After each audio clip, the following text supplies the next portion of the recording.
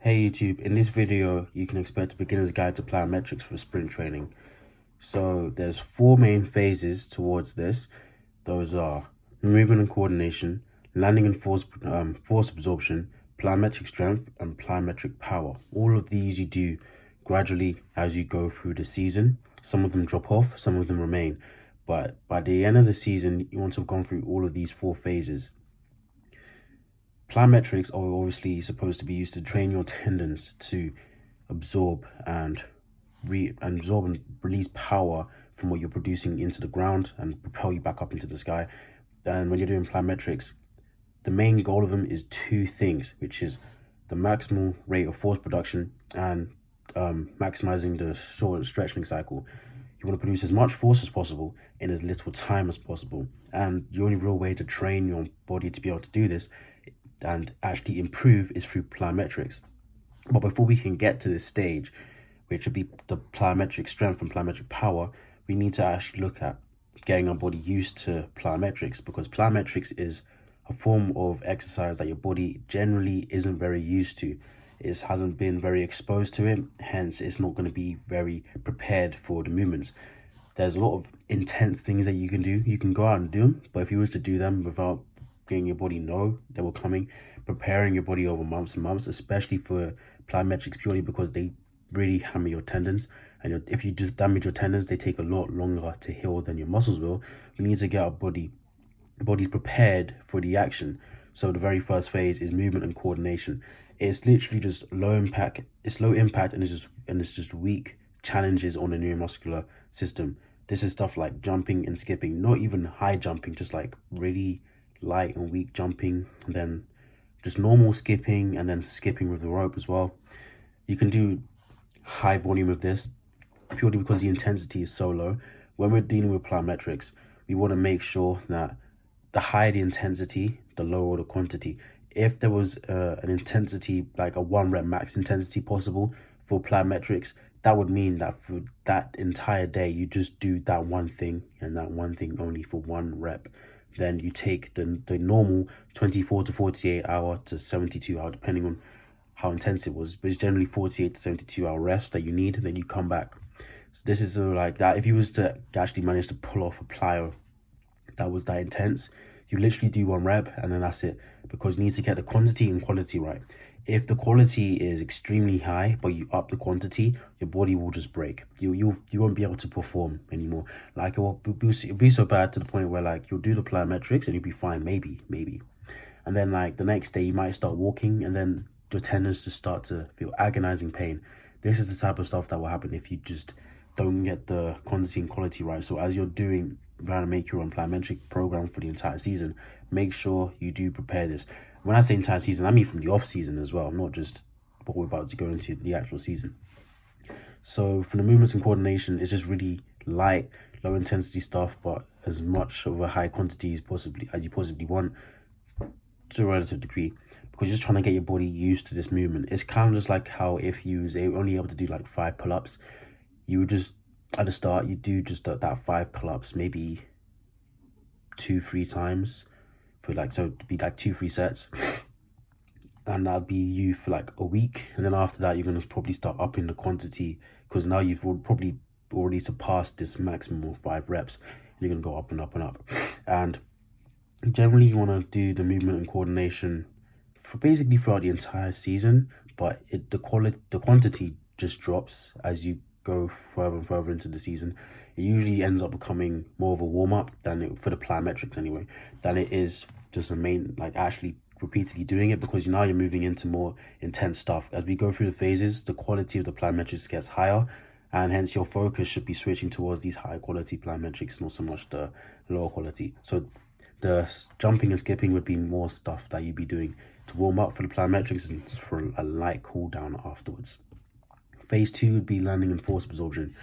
In this phase, the main focus is on controlling the eccentric and shock absorption. So this is stuff like box jumps, broad jumps, squat jumps.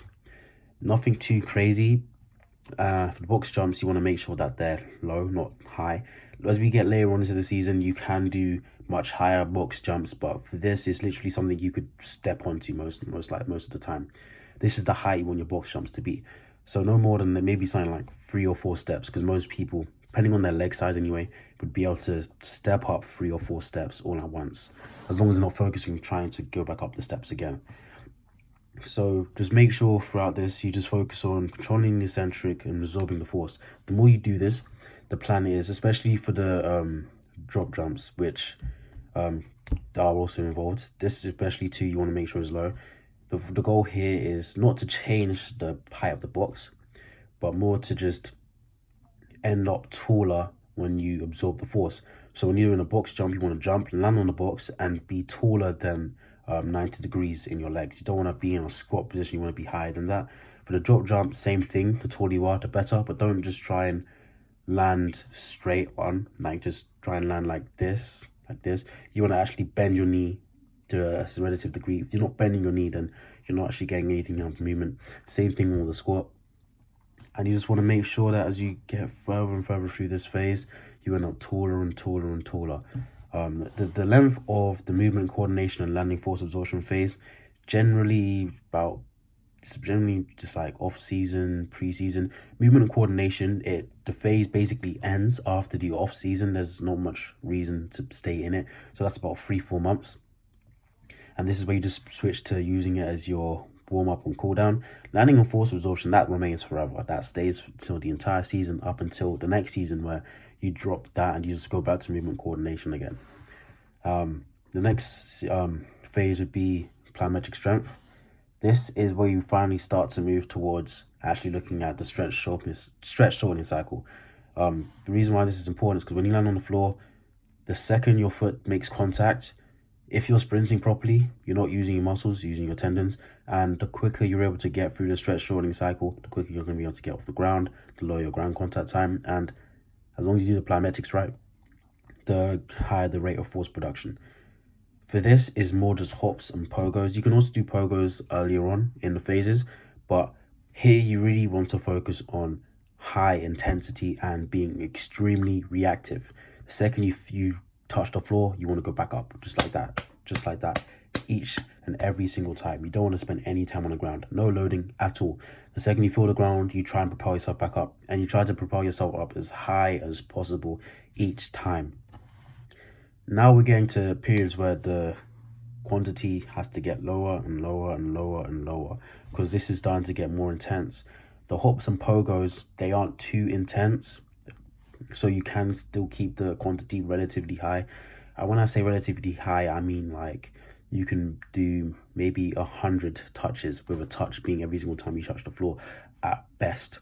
Generally, you want to probably stay a bit lower than that. For the movement coordination and landing force absorption, depending on which one you're doing, movement coordination, you can basically do as much as you want.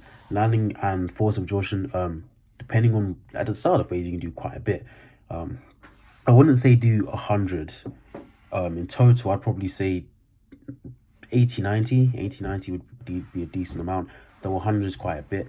3 sets of 10, generally enough, and in one workout, one plyometric workout, you don't actually need to do everything for, like, you don't need to do box jumps, broad jumps, and squat jumps. You can just do 1 or 2, or you can do 3, but keep it quite low. In my personal opinion, I'd probably do like 50 touches in total, with the main focus being on the box and drop jumps, and then a couple of broad jumps and maybe squat jumps. They don't, in my opinion, for me, they personally don't need to be done, though they do need to be done at some point during the phase and consistently. With plyometrics and strength, with the hops and pogos, same thing. Relatively, for me, I'd personally keep the quantity quite low, because if I'm really focusing on the quality of these and just really trying to make them happen as fast as possible, the longer I do them for, the more my central nervous system and neuromuscular system are just going to get fatigued, and I won't be able to control the movement as much as I wanted to. So doing a crazy amount of quantity wouldn't be necessary. You could do 100 if you wanted to, though plyometric training responds very well to high quality and low quantity as you start to get towards the things that are actually more important. So this is from the landing and force absorption phase all the way down. Movement coordination, you're just trying to get your body used to it, so you can do as much as you want, but from here on out, focus more on less and less quantity than the phase before. You don't have to include the warm-up or the cool-down as touches once you get to these parts, purely because they're so low in intensity, your body barely feels them, and as long as you've done everything right, that should be how it is. Next would be plyometric power. This is maximal rate of force production and stretch shouldering cycle. That's all your training here. And again, you can still do hops and pogos, but you want to focus on more intense things where you're actually able to actually activate the entirety of your anterior and posterior chains. So this is stuff like bounds and hurdle jumps. You want to do a lot of these. Well, not a lot, but you want to stay consistent with these because these are so high in intensity that depending on how you do it, you might not be able to do more than 30 in total. And generally 30 in total is a good place to roughly end, because especially if you're doing stuff like single leg bounds, because it's just so intense to the point where you can literally feel your entire legs just start to feel pain from just 3 steps in. So doing something crazy like 100, you could expect that when you wake up the next day, your legs aren't going to be very happy with you. But as long as you train these and you train them well, focus on form and focus on quality, trying to be as reactive with as much force as possible every single time you touch the floor, then you're going to end up producing a lot of force into the ground, and your rate of force and the short stretching cycle are going to improve. As you get through these phases, you want to switch from grass to the track. Don't use concrete, because concrete isn't the smartest move, because it's so high and it's so damaging to your body that there's a reason why tracks exist. It's purely because concrete just isn't a very good place to be sprinting on, let alone doing plyometrics on. So focus on grass and using track. If you don't have track, you can keep it on grass the entire time. Grass is just one of the best places to be, because it when it absorbs force really well, making it extremely hard for you to do the movement, and it strengthens you as once you're doing the plyometrics as well, whilst literally putting barely any load onto your body because it absorbs it so well. So if you don't have a track for this season or for whatever reason, then you can just stay on grass the entire time. If you like my video, like the video, let me know in the comments section below. Check the description, because anything I forget to say in the video, I always put in the description. And if you like my content, subscribe. Helps the channel out a lot. I post every 2 days at 1 p.m. Greenwich Mean Time. If you don't know when that is, just hit the bell and then you'll be notified instantly.